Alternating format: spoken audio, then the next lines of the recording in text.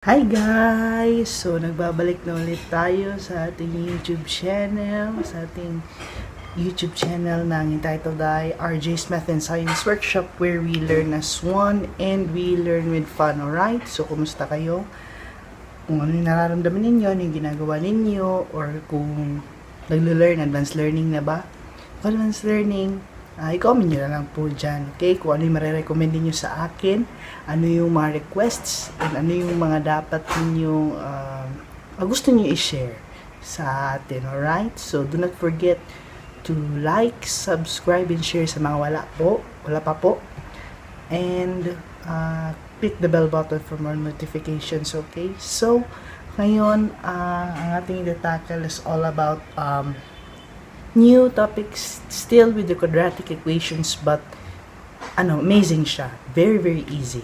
So we will just find the sum and product of the roots of the quadratic equation. So stay tuned and have fun.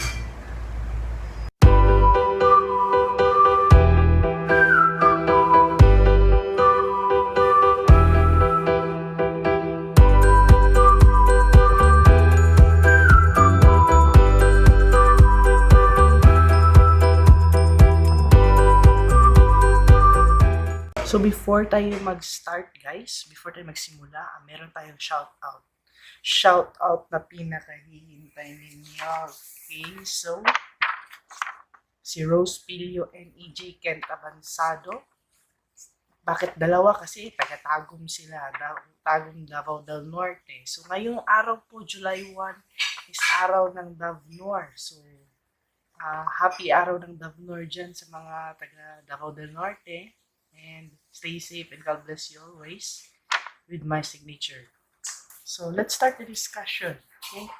So in quadratic equations, we have a standard form ax squared plus bx plus c is equal to 0.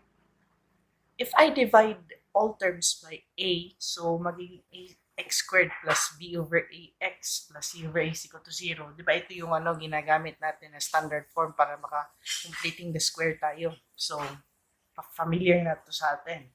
So, what if let us assume that we use a factored form of quadratic equation equated to 0, and let us represent those two numbers as our roots. So, R1 and R2, let's say, roots yan na quadratic equation.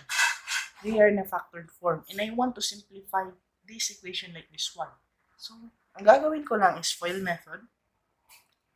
Then, pag nabuo na, the FOIL method, ito yung mangyayari. So, as you can see here, x squared minus 1tt, r sub 1 plus r sub 2x, plus r sub 1 times r sub 2. So, meron tayong relation na mangyayari from this equation to this equation. So, in this case, we will discuss all about sum of the roots and product of the roots in the relation, just inspecting the quadratic equation given. So, makikita na natin sa given quadratic equation kung ano yung sum ng roots at ano yung product ng roots. Okay? Alam naman natin yung sum, alam naman natin yung product. So, with this relation, malalaman natin kung ano ang yung hinahanap natin. So, yung hinahanap natin is yung sum ng roots. So, makikita natin, i-relate natin, negative quantity r sub 1 plus r sub 2x is related to b over a. So, ilipat ko na yung negative sign. So, magiging b, negative b over a lang po yung ating sum ng roots. And for the product of the roots is just simply c over a. Okay, so tandaan nyo yan. Okay? So, if you have questions, just comment. Huwag maghiyang tanong. Okay, so I have here 4 examples. We will try to inspect, or we will try to know what are the sum and what are the products of the roots of the given equation. Okay, so stay tuned na kayo dyan. I-erase ko lang. Okay. Let us suppose I have given equation t squared, okay, t squared plus t minus 42 is equal to 0. Okay? So, with this case, wala tayong, meron tayong A1 lang. So, madali lang mahanap ang sum. So, ang sum lang nito is, let's denote sum as S, negative 1. For product, since it is just C over A, then it is negative 42. Diba, inspection lang, malalaman na natin ang sum and product of the roots. So, alam na natin. Meron na tayong tactics. So, for number 2, let's say, y squared minus 32 is equal to 4y. So, anong gagawin natin? Siyempre, we express the quadratic equations in its standard form. So, ililipat ko sa kabila. So, magiging y squared minus 4y minus 32 is equal to 0. So, sa nakikita ninyo, negative b over a lang. So, ating sum is positive 4. Okay? Ang ating product is negative 32. Ganun lang. Ganun lang, basics ng sum and products of the roots. Saan to siya magagamit? Mamaya, tingnan, meron tayong papakitang dalawang problems mamaya. Although number problem siya, but still, it's applicable. Okay? Number 3. 4x squared plus 8x is equal to 5. Sige, yan daw given. Paano natin malalaman ng sum of the roots? So again, transform. So it will become 4x squared plus 8x minus 5 is equal to 0. Multiply both sides by 1/4 para ma-extract si A. Then it will become x squared plus 2x minus 5 or 4 is equal to 0. Then by inspection, we can say that the sum of the products is 2. And sum of the roots of the equation is 2. And the product is negative 5 over 4. So, yun lang. You know? So, questions lang if there are questions. And for the last example muna, kasi magpa-problem solving tayo. For the last one, what if itong given sa inyo? You're given 4 over x plus 5 is equal to x minus 3 over 2. So first and foremost, since this is an equation transformable into a quadratic equation, then, again, ang pinakauna talagang gagawin natin is to transform each equation to its standard form. So, cross multiplications, it will become 8 is equal to x squared plus 2x minus 15. Ano po yung product niyan? Okay? So now, lilipat ko sa kabila din. Baliktarin lang natin. So it will become x squared plus 2x minus 23 is equal to 0. Then we can see the sum of the roots is 2, negative 2. And the product is negative 23. Okay? So, ganun lang guys. So, if you have questions, you just chat or comment. And don't forget to subscribe. Don't forget to watch full-time my videos. And syempre, marami pa tayong mga ganap. Hindi lang po quadratic equations, guys. Abangan nyo po yung ibang topics. Okay? Abangan. So, now, I have 2 problems here. I-apply natin yung sum and product of the roots of the quadratic equation. So, my first problem here is, susulat ko na lang ata, find the value of k.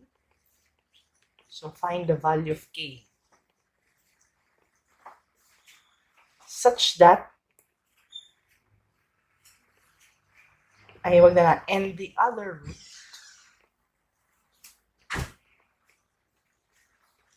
such that 2x squared minus kx minus 15 is equal to 0 has a given root of 3. So it means merong isang root, 3. So paano siya isosolve? Ang gagawin dito is, we will solve muna for the value of k, then we will identify the other root. Okay? So, paano gagawin? I-substitute natin. Substitute ang 3 dito sa equation. Then it will become 2 times. Say, kapit mo na. 2x squared minus kx minus 15 is equal to 0. We substitute 3, so it will become negative, 2 times 3 squared minus k times 3 minus 15 is equal to 0. Simplify this one, this will have 18. 18 minus 15 is, okay, positive 3 is equal to 0. Then transpose, then simplify, k is equal to 1. Now, your k is equal to 1. Given tayo ng isang root. Ang root natin, so we will label this x as r sub 1 na lang. So with this point, gagamit tayo na concept ng sum and product of the roots para makuha kung ano yung isang root. So it will become, pwede na nga since meron ng k, you can do factoring, makuha yung isa ka root. Pero very, very simple lang. We can use the sum of the roots of the quadratic equation. So r sub 1 is equal to 3. So we will equate here. R sub 1 plus R sub 2 is equal to negative b over a. What is your negative b over a? It's 1. So 1 ang ilalagay natin dito. Ang isa is 3 plus R sub 2 is equal to 1. So ito transpose lang natin. Actually, hindi pala 1. 1 half. Bakit 1 half? Kasi may 2. Di-divide natin lahat ng 2, di ba? Para makuha natin. So, transpose. So, we have R sub 2 is equal to 1 half minus 3.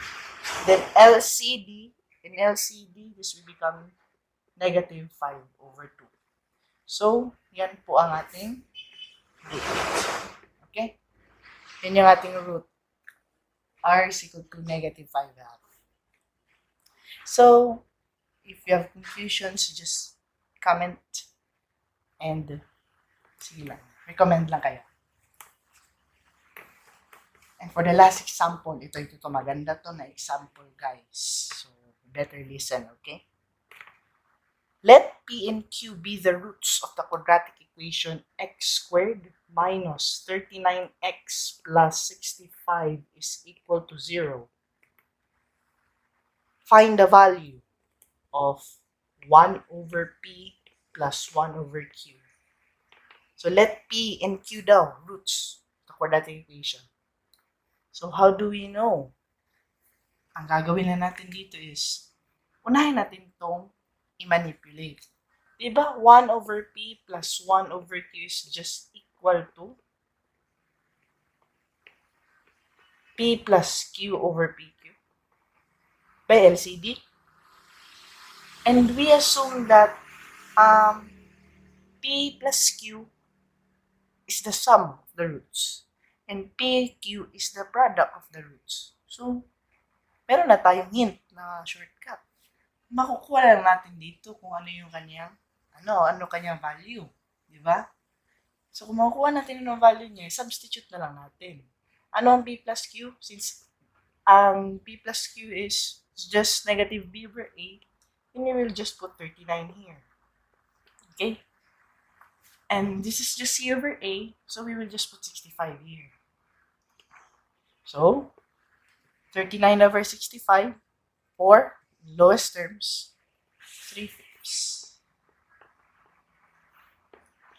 Alright, so, di ba, ang dali? So, questions, if you have questions, you just chat, you just comment. If you have recommendations, and don't forget to like the video, share it to the others, and subscribe the channel. Okay, thank you so much, guys. Have a great day. Okay, guys, follow me on Twitter, Engineer of Jericho. Like, share, and subscribe videos. Watch the videos from time to time.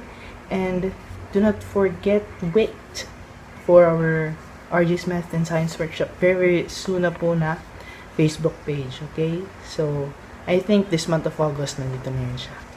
So, thank you so much, guys, for listening. Have a great day.